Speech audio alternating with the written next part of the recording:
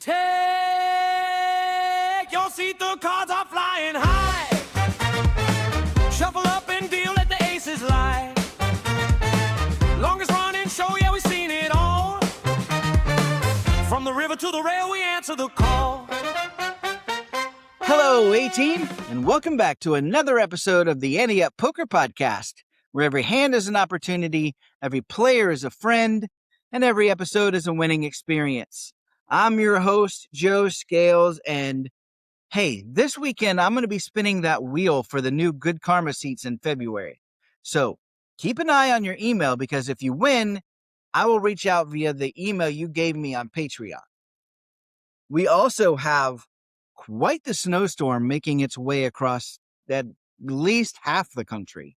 So I hope everyone out there is staying safe, staying warm, and maybe getting in a few online hands while you're snowed in. However, with all that said, all this talk of snow and cold has me really looking forward to the upcoming trip to Gila River, Lone Butte in Arizona. The dates are set for March 18th through the 22nd, and they're already starting satellites this month. So there's going to be plenty of chances to get into the main event. We can't wait to see everybody out there. It's been a long time since we've been that far out west. And if you're planning to be there, definitely let us know. We're also going to be heading back to Schenectady, New York in September. I don't have the exact dates just yet, but we're very excited to return there and see all of you guys there again. Also, our championship event will once again be at the Venetian in Las Vegas. This time it's going to be in December. Exact dates still coming on that one as well, but we'll share all of those dates as soon as they kind of come into focus, right? I'll be getting all of this information up on our website soon, so stay tuned as we continue to build out this year's tour stop dates. We've got a great show for you again this week, and that's really all the announcements I have for now. So let's get on with the show. Find out what conversations are happening around the poker table with Table Talk.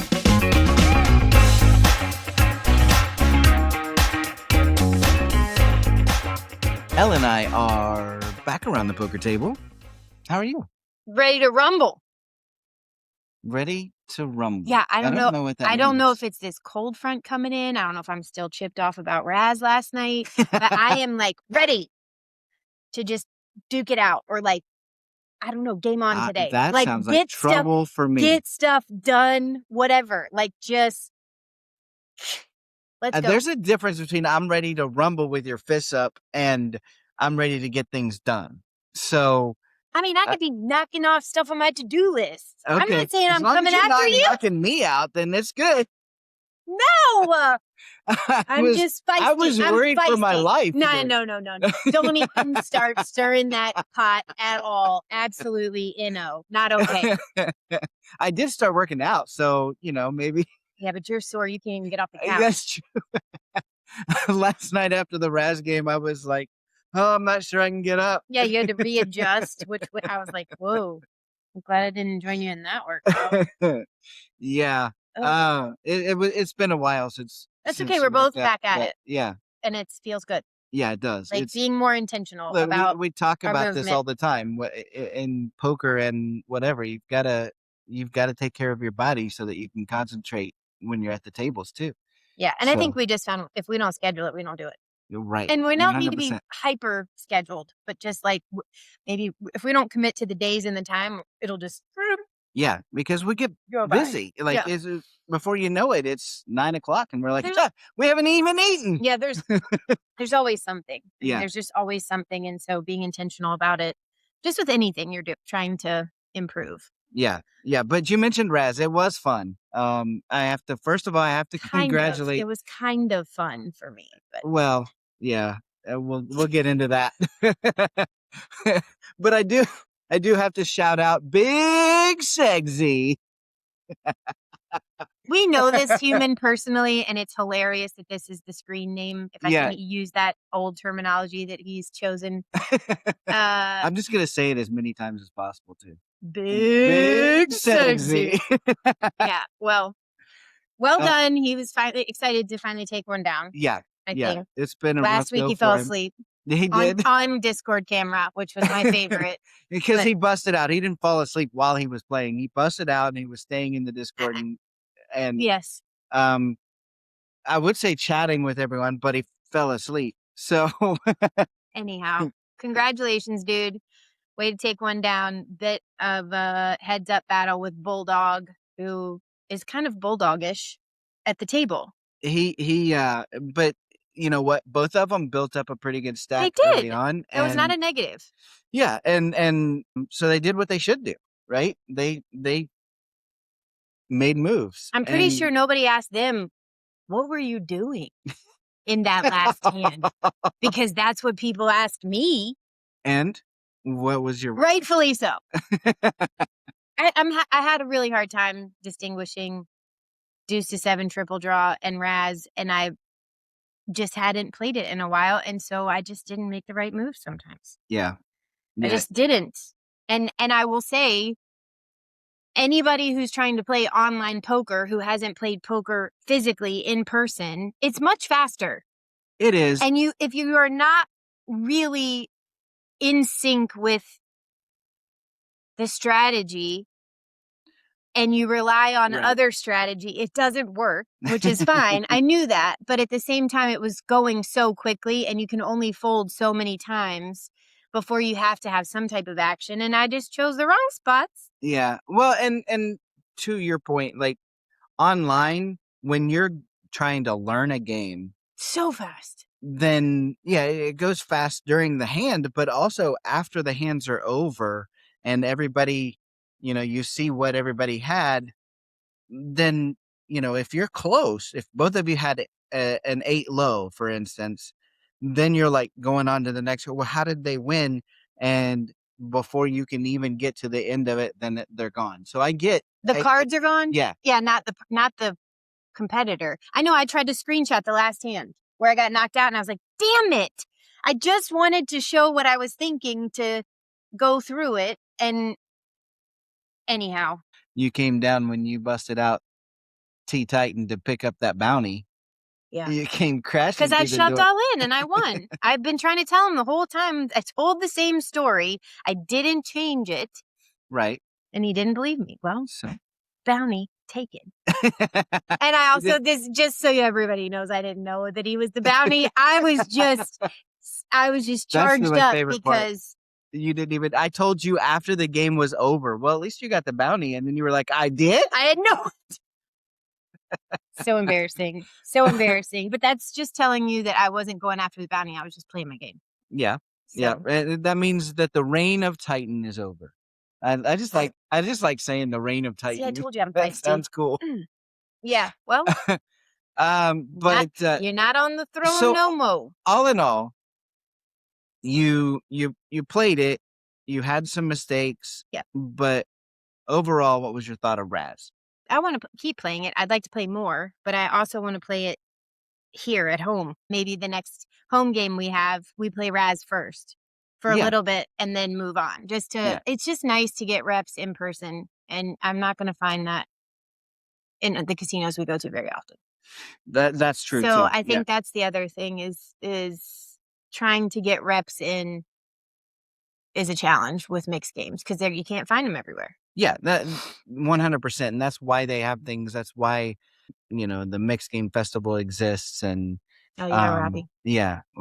Robbie Straczynski does that Mixed Game Festival, which I got an email that he's got the next one's scheduled. So, oh, good. Yeah, I want to look at trying to get out to one of those. But we'll have to wear our shirts one day. Yeah. We also already have next month's Mixed Game picked out. And the dates for the next Patreon games, which the next one, your favorite, I think, Beyond Hold'em, is deuce to 7 triple draw. Yeah. That's what we're going to watch me focus on Raz and then suck at that. We'll see. And I think we're going to do the 5th and the 19th, which we'll do the 5th will be Hold'em and the 19th will be our mixed game. Staying away from Valentine's Day. Yeah. Yep. And then That'd be fun. also the Good Karma seats will continue. Yeah, So- Ben Minch is just so generous. Thank you, Ben, so much. He's been funding the Good Karma seats for those that won them. So yeah, and he's throwing in a little extra challenge. So if you like are this. a winner of a Good Karma seat, that means you've thrown your name in the ring to be able to have the Patreon membership paid for, and you join the games, both games during the month. Should you win The game. the entire tournament, he will also purchase you a piece of Ante-Up swag. That's pretty awesome. I do think so too. So like, hello, challenge flag thrown. Who's participating? Who wants in? How do they submit their names? Sign up. Oh, just sign up for free. Just on sign up for the Patreon. Okay. Patreon, and then You we put will, all those names in a hat. Yep, all those names go in a wheel. Make sure your and- email's attached correctly. Yes, exactly. And then I spin that wheel and reach out. So Yeah, check the email. I went to the optometrist yesterday and they had my email wrong. really, Yeah. So I've been wondering, maybe they're trying to get in touch with me. So please, we would love to be in touch with you. If you're the name on the wheel that comes up, then we want to extend that Good Karma seat to you. yeah, absolutely. Now I do want to get into one thing, because you brought up a good point and it's been bothering you for a while. Oh, this So- pisses me off. And I think what's the most frustrating is that I didn't pick up on it earlier. Okay. I think that's why I'm going, now hold on. And this started happening when we were talking to Dustin Scara, one of our ambassadors, contributor to the monthly magazine, our Arizona ambassador. He was at the Beau Rivage playing in the Heater series. Right. And chatting about strategy and back and forth. Did he see the grandma? Oh Did yeah. he- Oh yeah, he did. We'll get to that. Yeah. We'll get to Linda. Because Okay. you know that meme of, okay, Linda, or Yeah. no, this is Listen, Linda. Listen, Linda. No, this Linda made you listen. Yeah. I love her. We're gonna get to that. But he's at the Beau Rivage playing in the Heater series, chatting with us about strategy, says what his chip stack is, and then says, so I have this many big blinds. So I look it up. I look up the structure. And I'm like, he's lying. He does not have that many big blinds. How is he calculating this? Like, how is his math off? Because he's a super intelligent guy, really, really locked in to tournaments. And I'm like, and you said, what do you mean he's lying? I'm like, he does not have that many big blinds. Okay. Because you also have to pay a big blind ante. So you're saying to me that you have 15 big blinds when really you may have 7. So if you, let's just use an example here. Say you have 5,000 chips. Yes. And the blinds are 200, 400 with a 400 big blind ante. To me, you need to consider that 400 big blind ante, because your chip stack is going down every orbit by 800, not 4. So explain. For example, he was saying in that case, and he had, the chip stacks are not this, but Yeah. this is just the example. In that case, you would say, oh, I have 12 and a half big blinds. And you don't. You have, by what you're saying, you have really 5. Correct. And that I also think that I don't understand it. Please just help me, because 200, 400 with a 400 big blind ante is 1,000 an orbit. You've got 5 shots. Yeah. That's it. So really what you're saying is double you need to be talking about this in orbits rather than yes big blinds. Yeah, why is that the common way of explaining where you are in your position? And I understand where you're coming from with that. The difference is the way that the blinds, the reason that we have a big blind ante, and I think you have to go to this to be able to get to the other. So the way that antes used to be done was everybody at the table had to throw out their ante. Right, I get that. It's still going to cost you that per orbit. I understand, but you can't every time. So that's why they're talking about that it's the big blind, because that's how everybody started. Like, oh, I have this many big blinds. Yeah. Well, it's outdated. Move on. Move forward. But some of those charts that you're looking at from, they have these things called push-fold charts. Okay. And those charts talk about everything in big blinds. And so you have to look at that. But it's not telling you the truth. It's really not. Yes, it's telling you You're you right. have this many big blinds, but that's really not how many you have. Because you have to pay Because an you have extra. to take into consideration that you also have to pay the ante, which really, so if you just want to do the math, just divide it in two, is really what I need to know. When I'm speaking to fair. other people and they say, I have 60 big blinds, I'm going to say, really, you have 30, but it's okay. I'm not going to say it to you, but at least I will understand. I will understand. That's, I think, the biggest thing for me is it's inaccurate from the standpoint of how many orbits you can play. Yeah, and And I always associated big blind with how many more rounds can I play? But even that big blind doesn't take into account the small blind. It's how many big blinds you have. Yeah, so that just throws one other thing. Why did you do that to me? It's because math and I are not friends. Well, always, and so the math isn't mathing, and I really have to get this organized in my brain. The only reason we bring it up is because maybe other people.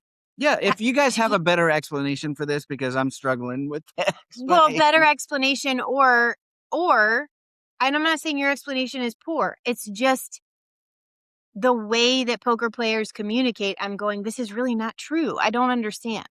Right. And how can I set myself up to explain and make sure I'm protecting my stack in the best possible way? And I think that's what I'm grappling with. And I just bring it up because maybe you are too. Maybe I'm the blonde outlier moment. I don't know. But it's frustrating when you start learning the terminology and you're at a different level in your game, and then you're communicating with people and then they're talking back and forth and you're like, no, wait, hold on. Yeah. And I'm not going to bring that up in a Discord chat because this chatting, get lost in translation in words sometimes. Fair. In text. But okay. Linda, let's talk about Linda. Yes. Listen, Linda. Linda Hammonds. I don't know if she's of Biloxi, Mississippi, but she's playing in Biloxi, Mississippi. She's 88. She's my new hero. 88 years old. I want to be like Linda. Apparently sharp as a tack because... Yeah, and not because she took 14th in the mystery bounty. Not because of that. Because she walked in to the Beau Rivage Casino with, I think she was there with her son and daughter-in-law. Okay. They brought her and they were staying, and she goes to these particular machines to play. She plays these slots, particular slots. Okay. And she got there and they weren't there anymore. So she said, I'm just going to go upstairs and see what's happening up there. At 88 says, wonder what they're doing. And doesn't even pay attention that there's 2,000 people playing. Right. Sits down and is like, here's my entry. And from different stories, because I've read and watched so many of them, they literally had to make sure she knew how to play. I think they were concerned. Like, are you sure this is what you want to be doing? Really? And that's what I've read. She did great, apparently. Oh, yeah. And she said she just focused on the 8 that were there. She said one of the things that was she can focus. That is her strong suit. Her strong suit is focus. Okay. Focus, and she only paid attention to the 8 competitors that she had at her table. That's the only thing she was concerned about. I just love they had $10,000 she won. Yeah. They had this interview with her on the local TV station. Yeah. And my favorite part of the entire interview was she said, they asked her, well, because she got into another tournament after this was over. Yeah. Apparently the casino gave her the... Yes, I watched a video of it. They were so cute when they handed it to her. But they asked her, well, why are you in this tournament? Well, I paid to get in. Like, simple, straightforward. That's what I mean. At 88, I'm just going to tell it like it is. And that's what most people do over the age of 80 is they just tell you what they're thinking, right? But, and another Linda Lovely. She has red fingernails. And I love to have my nails done. And they asked her about chip shuffling. And she said, I'm trying, but I think these nails are getting in the way, but I'm not getting rid of these to be able to do that. You tell them, Linda. She's hilarious. You tell them. I want to talk to her a lot. I think I think we might have to try to reach out and just see if she can join us. But she's just minding her own business on a trip with her son, decides to take it down. And the poker room manager asked to see her after she took down 14th place. Apparently, the whole place stood up and erupted in applause. Oh, really? That's cool. Yes, That's which was cool. very, very cool. And then she, I guess, gathered her things and went to the cage and did all the stuff. And then she was in the middle of an interview with Golf Poker. Yeah, Gulf Coast. Yes, they were in an interview with her. She was in an interview with them. And the poker room managers came over and said, I'm sorry to interrupt, but there was actually an additional prize for 14th place that we hadn't handed to you yet, which I thought was the best way of handling the situation. She said, oh. And he hands her an envelope and she goes, I love surprises. And I was like, I do too, Linda. I do too. And she opens this up and she says, what?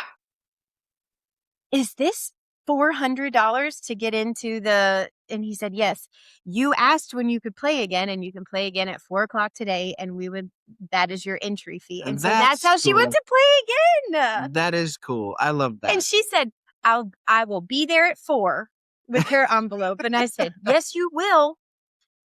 That's spoken like a true 88-year-old woman. I will be there at 4. Yeah, that's going to be me at 82.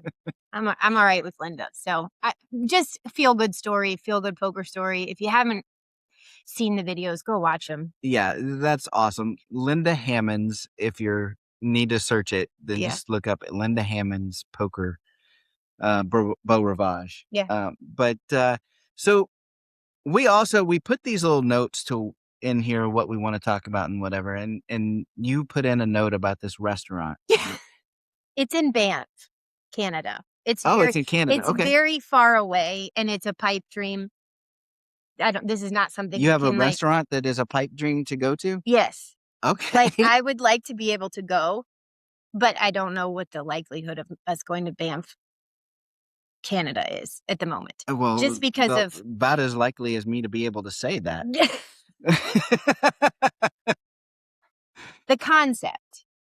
It's a very casual restaurant. Okay. That has booths and very simple but fun atmosphere. Okay. They have landline phones at every table, and you can call other tables and have conversations with people while they're at their table. Is that a good idea, though? Our children would die. They would never even go. I think our daughter would rather sit in the car in the parking lot than enter into this experience. Our granddaughter, her daughter, on the other hand, would be all about it. Like, you're picking up the phone and you're like, I think you should have got the salmon. I mean, they were suggesting things like, what's your favorite movie? Not criticizing people's orders. Is the roast beef good? Yeah. I mean, you never know. You could see somebody get their food brought out. That's a good point. And then call and go, how is that really? Is it spicy? Da, da, da, da. Can you imagine? What if the ultimate rejection? What if nobody picked it up? Like, you just call the other table. They're like, no, I'm not eating. You shouldn't enter the restaurant unless you're going to pick up the phone. That's what I'm going to say. Unless you're a team player, stay out off the team. Why does this phone keep ringing? I love it. It's dinner time. Leave me alone. I mean, like, girl code, you could help so many times. You could be like, I can tell you're on a first date. Do you need to go to the bathroom? Let's go. I mean, like, there's so many scenarios. We could talk about this all day, and that's why I want to experience it. Okay. I would be devastated if we went and nobody called me. Okay, well, that's a whole other form of rejection, right? Super rejection. And then maybe they have like starter questions on the table, or like, those decks of cards that people have that are like icebreakers or things like that. This would be a great team building exercise. I think that's what I should tell my boss. You've got to go to Banff. Yep. That place. And well, maybe we could set up our own. I think it's a brilliant idea. I would like to see more restaurants. I would love to go to one of these and just see how this works out, because I think that some people would come up with some really creative questions to ask people. Yes. And some people would just freeze under pressure. They'd be like, just calling to say hello. Weird. Yeah. Well, I'm gonna mention one more idea that I've come across, and I haven't even told you this yet. Park and Pour Pubs. Park and Pour. Pubs. Okay. Okay. If you are in the Columbus, Ohio area, please just hire them and tell me what the experience is like, because they have a pub on wheels. You remember the idea that I had about the ice cream truck that actually poured beer, wine, and liquor? Yeah. That was years ago. It never happened. If you do that, let me know. But it's literally a pub. It's like they took a backyard shed and they put it on a trailer, except it's classy. It has Yeah. wooden floors, bar stools. On the It looks YouTube. like an Irish pub. It is so cool. And no advertising. This is not them asking us whatever the people think. Park and Pour Pubs in Columbus, Ohio. If you are near, just Okay. hire them and let me know what the experience is, or send them down east, please. I would love that. You've always wanted to do one of those like bars where everybody's pedaling. What do they call those? Where you're Oh, we're gonna try to do that when we're in Arizona. You just don't know.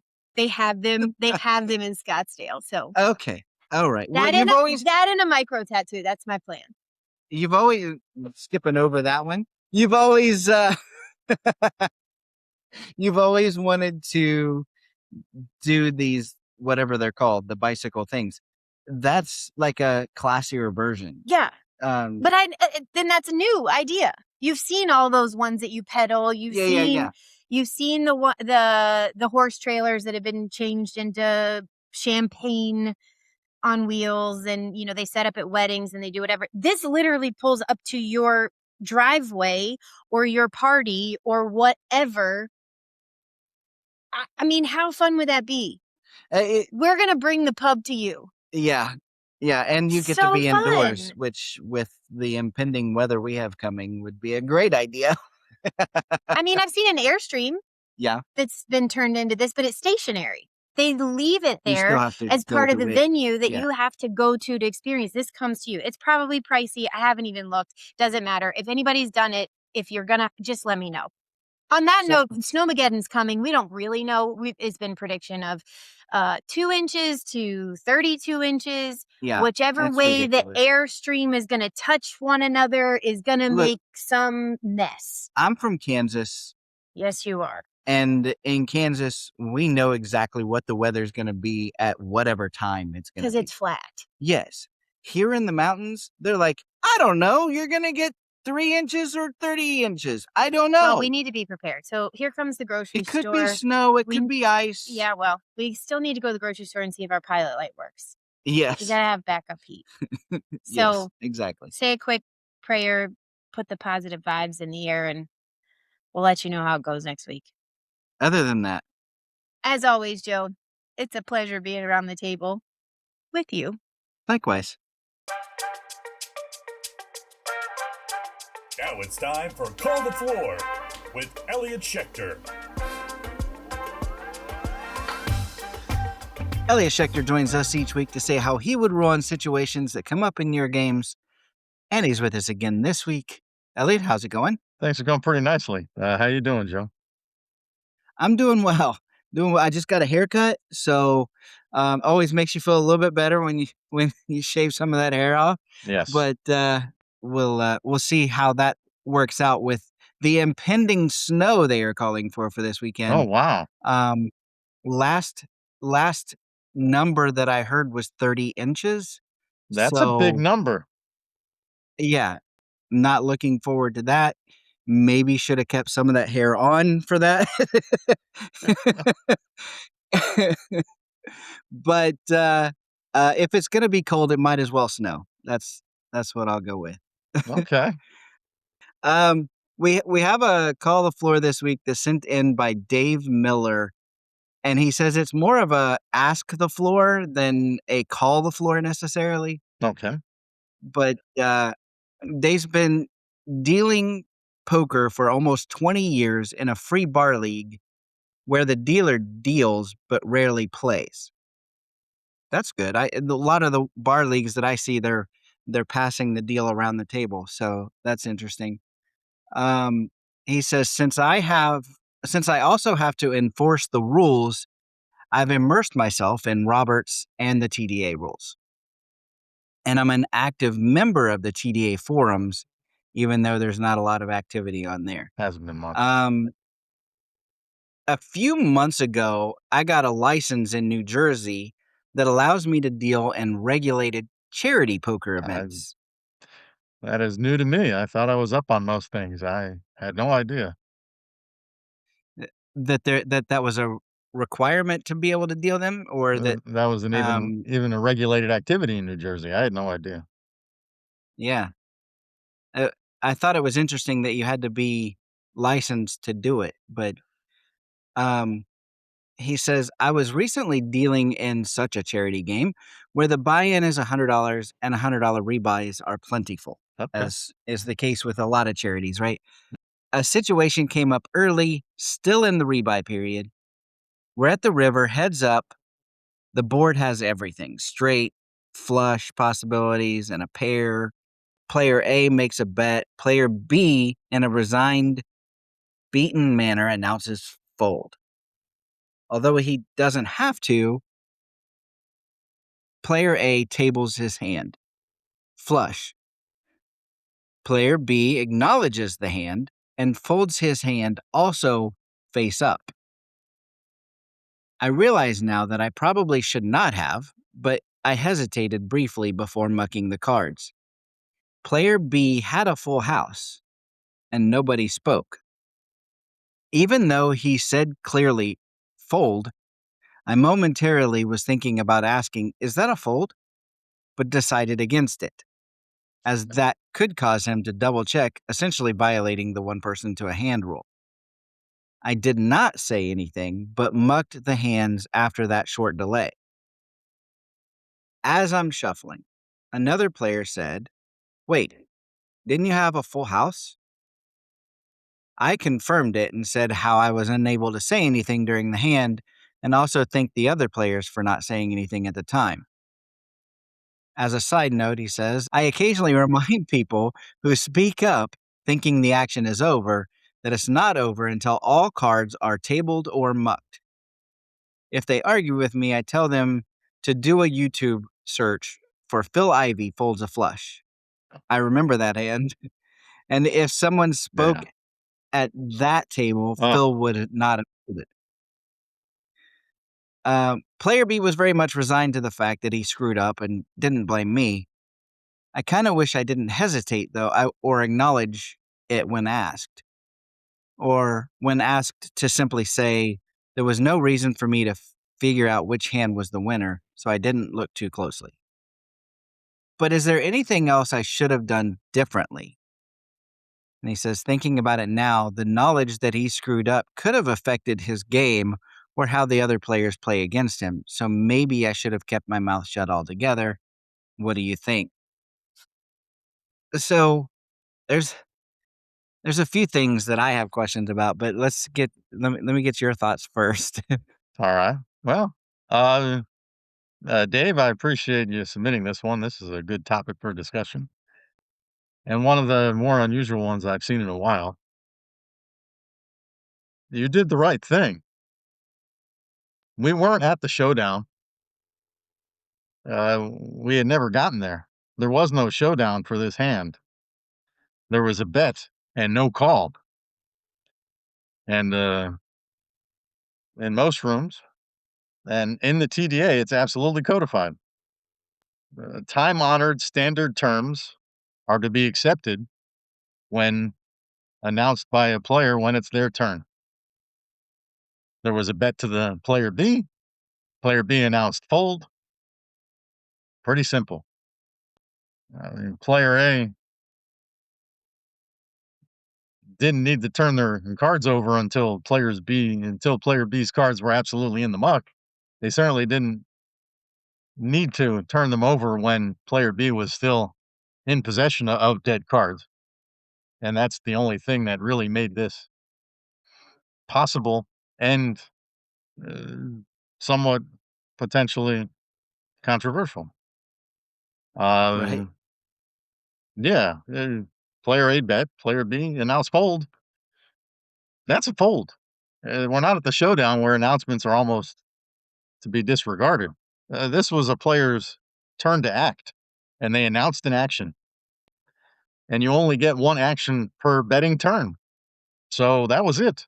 Right. They didn't have a chance to change their mind, regardless of what the opponent held or showed, or if somebody else decided to help them out and do something by telling them what they had. So yeah, so far so good. All's well that ends well. I agree with that. You shouldn't have hesitated. As soon as they announced fold and then released their cards, you should have absolutely gotten those cards to the muck. But yeah, not Regardless, acknowledging what they had, not reading what they had, those are correct. Uh, one player to a hand absolutely applies and needs to remain in effect. So you didn't do anything wrong there. right, right. Regardless, though, of the hesitation, you also can't be worried about, oh, if he knows he messed up, then that might affect his play or how somebody else is playing against him. That's not on you as the dealer. I mean, acknowledging it, you don't have to say anything. I get that. But at the same time, if the other player sees that he had the full house and says something, the hand was over. There's nothing anybody could do. If that affects him moving forward, then that's on him, not you. We're only responsible for So, our own feelings. yeah. But the hand that he referred to, the Phil Ivy folds a flush hand, as I remember it, Okay. um, I don't think it's the same kind of a situation because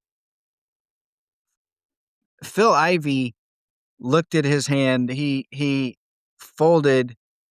I don't think he turned his hand up for everybody to see, did he? Do you remember that hand at all? That's been a while, but Yeah. I don't think he did either. He definitely, uh, I'll have to go back and look at that and see.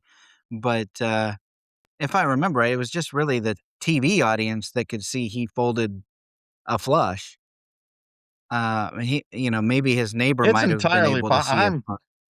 he might have held his cards in such a way that the people at the table could have seen them, just Yeah. because he might have been dumbfounded by the situation, although it doesn't sound like so. But even in that case, even if everybody was able to see the cards, it's a different kind of a situation because in this, he announced fold and then turned his cards up. So the action was over Well, as and he soon only as turned he them up said the 4 words. apparently because the bettor turned their cards up after the announcement of fold. Right, Um, and it's a charity game. Uh, you're gonna get a lot of inexperienced players. A lot of people only play, with their friends at home. One person shows their cards, the other person shows their cards, even if the betting is over and no more determination is to be made. It's not uncommon. right. You're not gonna see a whole lot of uh, cutthroat style poker. Uh, what you'd find at a major tournament festival or series. This is not that.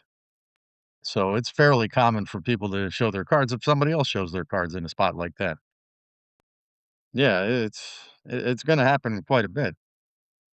Yeah, it's definitely a more relaxed atmosphere in a, Hmm. charity game or a home game where people are pretty free at showing their cards and, Yes. um, having fun, which is what they're designed for. Hmm. And, those rebuy periods go on for a long time, and you see them utilized quite often because you're raising money for a charity. It should be that way. Exactly. So Yeah, most charity rebuy formats, a good portion of the prize pool and the rebuys are going to the charity. So yeah, everybody's trying to help out. if you're looking for a game where everybody is so strict about not showing their cards and so strict about every single thing being, I won't say boring poker, but we'll say strict poker, All then right. the charity game is probably not your place to play. But uh, Dave, I appreciate you sending this in. Like Elliot said, this is a really good discussion point. it's one of those where I think charity poker a lot of times may be the only place that some people in the country can play. So, unless they go on vacation. So this is something that is quite possible that could come up anytime for them. And if anyone has a call the floor that they would like to know how Elliott would rule, send it to podcast at Please do. aniupmagazine.com. Elliott, we'll see you next week. We'll see if I can dig out of this giant snowstorm on its on its way. I hope you can too. Let's break it down with Hand of the Week. Welcome to Hand of the Week, where Patrick, our resident fish, and I dive into listener-submitted hands. Each week, we tackle everything from questionable bluffs to hero calls and the hands that make you scratch your head. Whether you're looking for strategy tips or you just want to see if you would have played it any better, we've got you covered. Patrick, how's it going? I think this week, stop with all the babble and whatever. We should just jump into the Hand of the Week. And Absolutely not. I have a few things to address. This is for twofold. This is for No. Sean McDermott and the coaching staff of the Bills. Too early. This Stop. is That's for the rest of the NFL because the Patriots are back. Listen, life is good again. Life is always great, but this it feels like the world is back to being exactly how it should in the NFL. I will say this one: I will be the first. I would not consider myself a diehard because I've only been a Patriots fan for the better part of like 10 or 12 years since I lived there, and my dad was a big fan. But I'm pretty close. But I will be on record stating that we may have had the easiest run to a Super Bowl ever. Yeah. I mean, We played 4 winning teams, winning record teams this year. We caught a first rounder with no offensive line. Our second round game against the Texans was hilarious to watch. Ugly at best, to say the least. I mean, the conditions in New England, for everyone that watched, it was snowy in Foxborough, as it should be in January. Listen. And now you're going to go against a Broncos team that is playing their second string quarterback because Nick's has a fractured ankle. Nico Collins was out for the Texans. They lost their tight end. Listen, CJ Stroud is a very, very good football player, but he is not. He's not good enough to lose those two guys and have a very good defense, very well coached defense coming after you. I mean, it showed. They turned the ball over, more times than I've won hands here recently. So, well, Buffalo turned the ball over their fair share. Well, yeah, it was the most that he's had ever. He had 4 turnovers in a game, and they were boneheaded plays like that. That play right before halftime where he fumbled should not have happened. You throw that ball away if you're going to try and be aggressive and take a shot down the field. Then do it. But if it's not there, you throw it out of bounds. Whatever. That's not McDermott's fault, and McDermott ended up getting fired over it. On the off chance that McDermott or what's the GM's name? Bean? Yeah. Well, he's not Billy Bean, let me tell you. No, this Brandon guy, Bean. I don't know how he kept his job if McDermott's getting fired. I understand that he grabbed a few draft picks and some trades, I don't know, 10 years ago. But listen, I feel for you guys. I mean, the Bills, you had your run. You had after, what was it, 91, 92, 93? No. Look, don't act like it's over. Listen, it wasn't a fat lady singing to start. I mean, that's taps, but here's from the outside looking in as a non-Bills fan and part Bills hater. You had, what was it, 92, 91, 92, 93, you went to the Super Bowl 3 years in a row. Were those the years? 4, thank you. 4, excuse me. We did not get it done just yet. They moved on from that. They had a series of years, a decade if you're counting, where they finished in the bottom of the AFC East or close. 17 years. Okay, so it was a few years. And then this guy. No laughing. What? This guy, Josh Allen, comes and just resurrects an entire organization. And then you happen to run in. You guys are the Phil Mickelson of the NFL. Phil Mickelson would have won 10 plus majors if it wasn't for Tiger Woods. And you guys would have won multiple Super Bowls if it wasn't for the showy, flashy goons out in Casey. Well, let me just. I know McDermott just got fired, and I'm gonna just be blatant here. Not his fault. This team was held together by duct tape all season long. A couple of those games against Kansas City were McDermott's fault. I will give you that. One of them for sure. If I think it was Yeah, 20. the 13-second game. Yeah. Yes. Okay. Yeah. I think he's Um, owned that, though. I mean, not that an apology makes everything better, but he owned it like 47 times from the last game of the season until opening day. right. I don't think he should have been fired, Yep. but now we see what happens. I know that we go forward and we hope for the best, but wherever McDermott ends up, I think that they're going to have a great team. And On a happy we note, we have the New we have England Patriots are back no in no the no no AFC that's not title game. They yeah. get to play against a Bo Nix-less Denver Broncos team where our old player, Jared Stidham, who's still great friends with half the organization, is the starter, and he hasn't thrown a ball in an NFL game in a year. Okay, but let's be real. Bo Nix isn't the reason they got there. Oh, I'd love to hear this spiel. Explain this one to me. Bo Nix, you can't trust Bo Nix anyway. I realize he ran a bunch of comebacks and whatever, but there is nobody listening to this show right now that is going to tell you Bo Nix is the reason that the Broncos are the number 1 seed.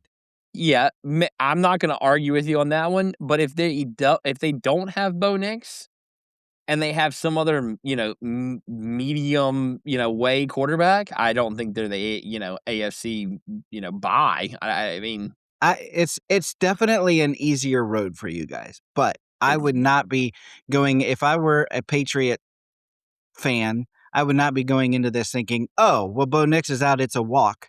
No, you've still got to face a good defense, and I still think it's going to be a close game.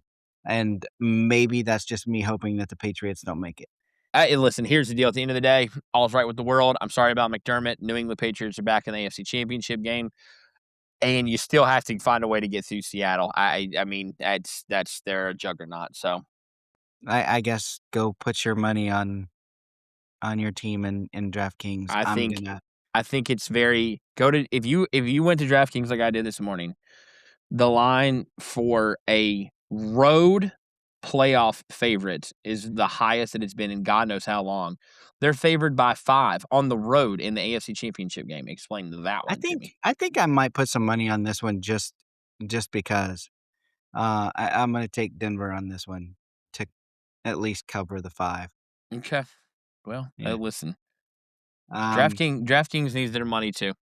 yeah. They do lots of charitable They need my donations. money to pay you yours. I get it. They gotta pay me when I win. They do lots of charitable donations across the board. They're great with it. So, consider it a charitable donation to the cause there, Joe. Right. Well, But this see is what not a happens. football podcast. It's This not. is a poker podcast. And we have one sent in by Ed Shelton, All right. and he's playing 2-5, which I think now puts our total 3 in a row playing I was gonna say 2-5. 4. Yeah, Maybe. 3 at least. The effective stacks right around $1,000, he says, and this is a Friday night crowd. A little splashy, a little talkative, and a lot of "let's see a flop." Sounds like my kind of people. I like seeing flops. I like it a lot. Ed says I'm in the hijack with the 9 of spades, 9 of diamonds, and 2 players limp in front of me. Okay.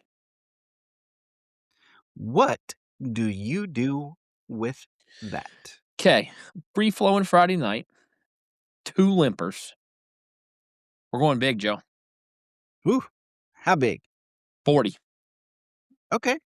You went a little bit bigger than I was thinking. The initial number in my head was 30. The splashy Friday night comment. Everyone's a little freewheeling. that added to it. My first thought was 25. I go, nah, that's not high enough. Then I said 35. I'm like, you know what? Add another 5. Okay. My thought was a little more, a little less just off the cuff.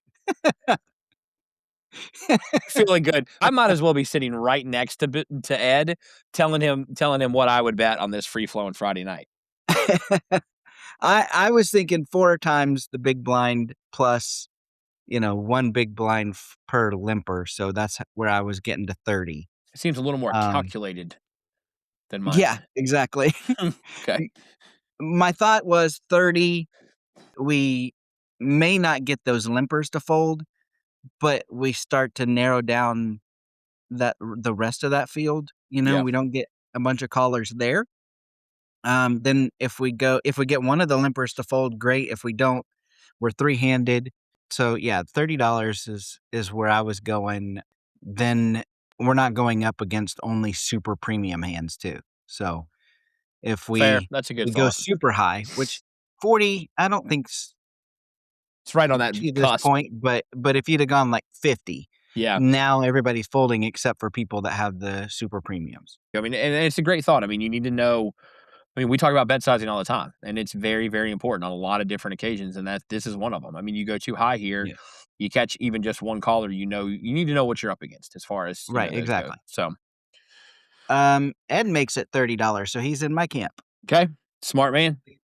The cutoff and button both call. That's not great news. Along with one of the limpers. Mm, So 4 of us to see the flop is not ideal. no, Although I will say if we hit a set here, we are going to be able to build a big pot. before we even get to the flop now, obviously a lot will play into it as far as betting and bet sizing. But if cut off and button push the envelope after us potentially, are you already looking at if you don't make your set on the flop? Are we looking at, especially if we catch a raise, depending on what we end up doing as far as pot size goes? Are you already looking at catch the 9 or to leave? Yes, I mean it's one of those where the worst answer is probably it depends, but Right. it depends. But it needs to be a thought, I guess, is the point that I'm Yeah, making to for everyone out sure. there. It needs to be in there. A lot of times you're going into a situation like this, no set, no bet. Okay. If I don't get my 9, I don't have a lot to look at. But if it's like, 3 to a straight and I've got the 4th there, Yeah. then Yeah, a lot will happen. Yeah, that's fair. things like that, then you kind of play it by ear. But yeah, not getting a set is not ideal either. When you have a pot that's now what, $127, Yeah. Yep.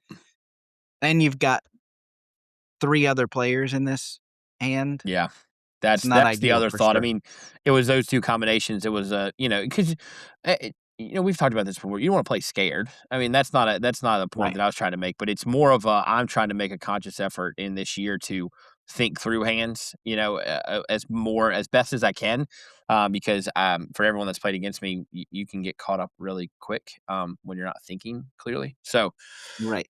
2026, we're thinking clearly. All right, well, let's go to the pot. So 127 to the flop. Yep. 127 in the pot, and the flop is the 10 of clubs, 9 of hearts, 6 of clubs. That'll work. That's what we're looking for.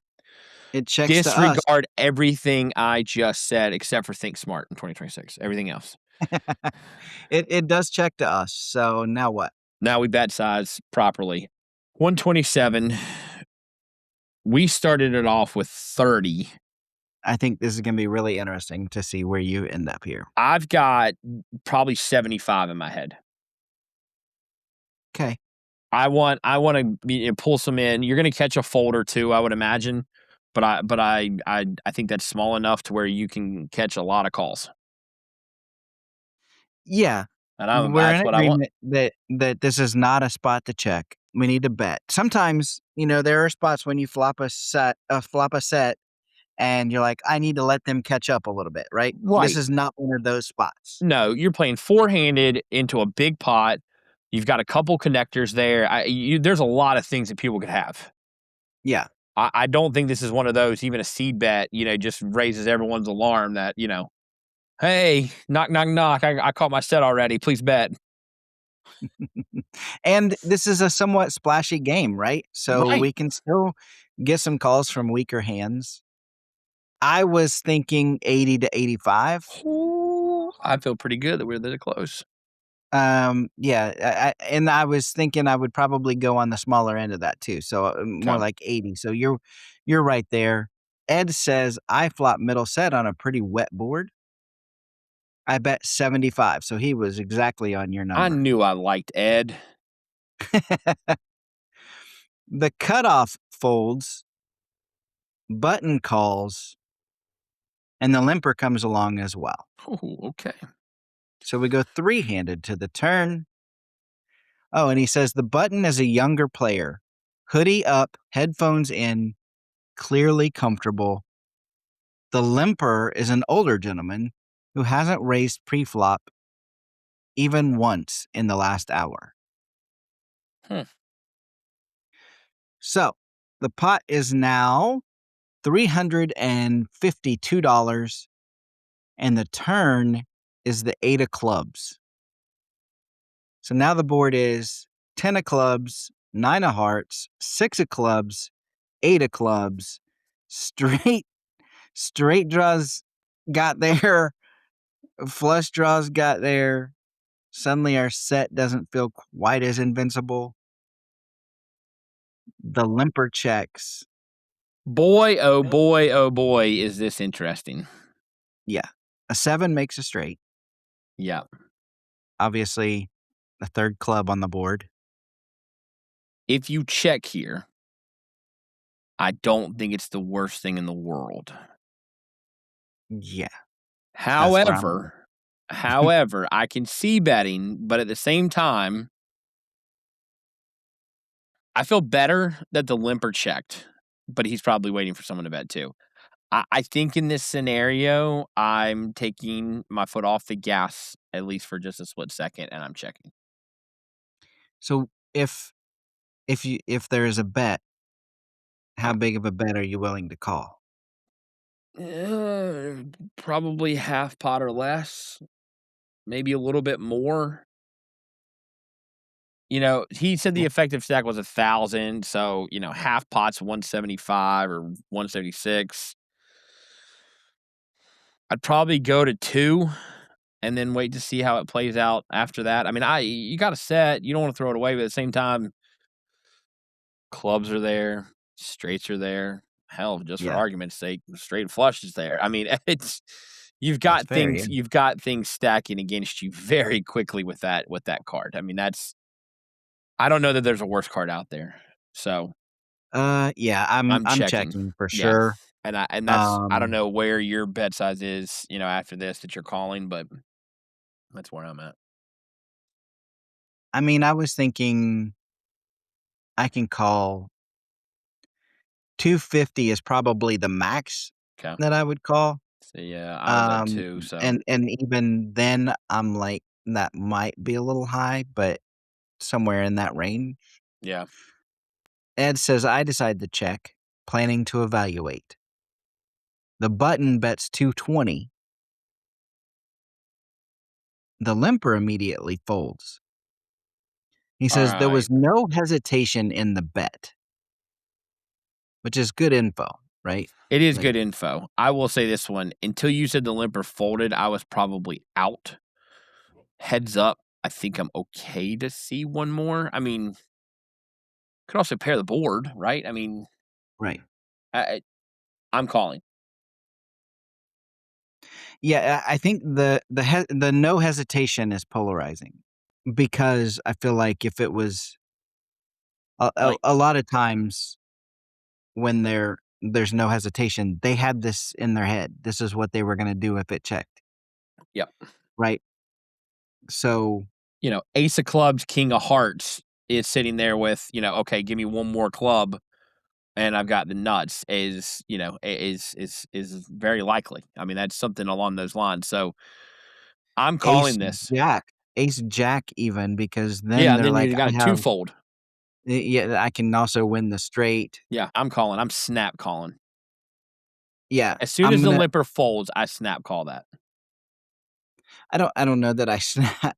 I don't know that I I'm snap, coming in but this full is where I bore. go to the math, right? This is where the math comes in for me Yeah, this is because we why need you to and I are call different. 220. All right. No, explain this one again. We're gonna grasp this. Me and all the rest of the novices out here are gonna grasp this. All right. So to call 220, you have to have what? Well, we need to call 220 to win what? 572? His 220 and your 220. So that's 440. So that's 792. It would be, yeah, 792. And what we need somewhere around 30% equity. Right. And then you're close. Because if you divide 220 into the 792, 27 change. yeah, so 27, 28%. Yep. We can catch any 10, 9, 8, or 6 to win if they have the flush or the straight. Correct. 3 10s, 3 8s, 3 6s, and 1 9. 3, Yep. 6, 9, 10. So it's really 10, it's it's 10 20%. outs. Yeah. Okay. But if they're bluffing anything here, which they can be some of the time, then it's a little bit higher than that. So it's really close, right? Yeah. That I think I can call here, fold the river still. If you wanted to get really frisky, you could raise and see where they're at, see if you can get them off of it. But No, because if you're already sitting on the flush, you're just gonna get re-raised and then you just wasted, yeah, exactly. your I think you stack. can call here and be fine. Yep. So that's what Ed does. He calls, Okay. which makes that pot 792. Yep. And the river is Give me the the 6. 2 of diamonds. Womp, womp, womp. So the board now is 10 of clubs, 9 of hearts, 6 of clubs, 8 of clubs, 2 of diamonds, complete brick. That didn't improve their hand, but it certainly didn't improve ours. I'm not putting money in right now. I'm Eh. just checking. You like stepping in front of semi trucks? I don't. Um, I check, and If they bet, what are you calling? Anything? no, not anything. I think there's No, I mean, are you calling anything? Is there any bet that you call? anything way over a pot bet or a push. I'm calling because I think they're bluffing. Okay. What if they bet? Because I'm thinking around 500 or 600. Yeah, I had 4. I think that's if they're trying to bait us because they have it, Yeah. they're gonna go, a little bit higher than that. I got 4 because I won't be able to live with myself at the end of the day if I don't call something below 4 and at least see that they got the Yeah, flush. I think I can call 5. I don't know if I can call 6, but I can call up to 500. But let me tell you something. Win, lose, draw, hate myself at the end of the day. That dude shoves after we check. I'm coming right after him. Okay, God, I really hope he does at this point now. Ed checks. Smart man. The button thinks for a few seconds, then checks back. And he shows the ace, jack, ace, queen of clubs. One of them is Ed ace says, of I clubs. table my pocket nines. He shows jack of clubs, 7 of clubs Oh. for the flush that got there. Hey, I guess he couldn't pull the trigger on the river? Yeah, I gotta tell you. I mean, I don't like calling people names, so I won't do it. But that's not a very smart move. I guess maybe he was hoping we didn't have ace, king, or queen of clubs, right? I feel like if we had any of that, if we had the ace high flush, we're definitely pushing Betting. king, queen, even probably. I'm coming back over the top or pushing them. I'm not checking the river. I don't know I that. don't often thank someone when they're taking my chips out of the center, but I probably look at Right. the guy and say, "Thanks." Maybe I'll put him on tilt for the rest of the night. Yeah, I'm not sure I understand that one. Yeah, Did I don't get that one, but you know what, Ed? You made out a little bit easier, less stress on that, on the river. Yeah. I don't think he played Yeah. I don't know what Ed has to say or ask about that one. I don't think he played anything wrong. No, I don't either. His question is if he could have folded on the turn. Sure, you could have, but I I don't have a problem with the turn call. It's close. It's one of those that's very close. The math probably said to fold there, but also there's a lot of implied odds. There's, all of the things that you can you can throw in there to make yourself feel better. yeah. Yeah. Yeah, um, I think he played it absolutely fine. I think from start to finish, I don't think it changes anything. Clearly the guy got there with the clubs. I don't think you're pushing him off anywhere. I think if you bet on the river, he's calling for sure. yeah, I mean, yeah. the only thing that's got him beat is 3 cards. I mean, Yeah, I think we have to feel pretty lucky that he didn't put more money in on the river. So, personally, I'm glad he didn't I shove. this is yeah, this is one of those hands where it's rare, but we played this pretty much the same all the way down as Ed did. Yeah, all 3 of us. That does not happen very often. So, and from that sense, Ed, great job. Out on my back, I'm taking that as a win. Yeah, I don't think you messed up anywhere. You thought through everything well. I Sure you could have folded. You're right. I mean, you threw out the numbers there, and I think just feeling it out. I think you absolutely could. You're not going to lose anything there, even if he's bluffing. I mean, it's numbers wise, is like you showed us, is not a bad fold. That you're going to lose a lot of good, well played hands. It's just going to Yeah, happen. You're going to lose them. It just is. To bluffs, to other better cards, whatever the case is. So yeah, yeah, I can live with that one all day long. That's an okay yeah, for loss. sure. I lose a lot and I don't like it, but that was okay. Yep. Good job, Ed. You played it well. I hate you lost. And if anyone has a hand of the week that they would like to know how Patrick and I would play it, send it to podcast@aniupmagazine.com. Patrick, Let's do it again next good week. luck in the playoffs, and we'll see you next week. Sounds good. It's time for Joe's 1-outer. Poker has always been a long game, but I think a lot of people on social media forget that. If you open up your phone right now, it looks like everyone is winning. Final tables, rings, bracelets, big stacks, smiles, trophy shots. I mean, if you're not careful, you're going to start thinking, man, am I doing something wrong? But in reality, poker doesn't care about screenshots. One session doesn't define you. One tournament doesn't define you. And one bad run doesn't erase years of bad decisions. Variance doesn't check Instagram before it shows up. It doesn't care if you're due. It just does its thing. And a lot of times it's at the worst possible time. But social media has a way of shrinking poker down to highlight reels. Nobody's posting the drive home after busting on the bubble. Nobody's posting the 3-month downswing where every top pair loses and every flip feels like it's predetermined. Nobody's posting the nights where you did everything right and still lost. And that messes with people, because you're juggling work and family, travel, responsibilities, and you finally get a weekend to play. You bust early, scroll your phone, and It looks like the rest of the poker world is thriving without you. That's a dangerous comparison game. Poker is a long game. Progress is slow, quiet, and usually boring.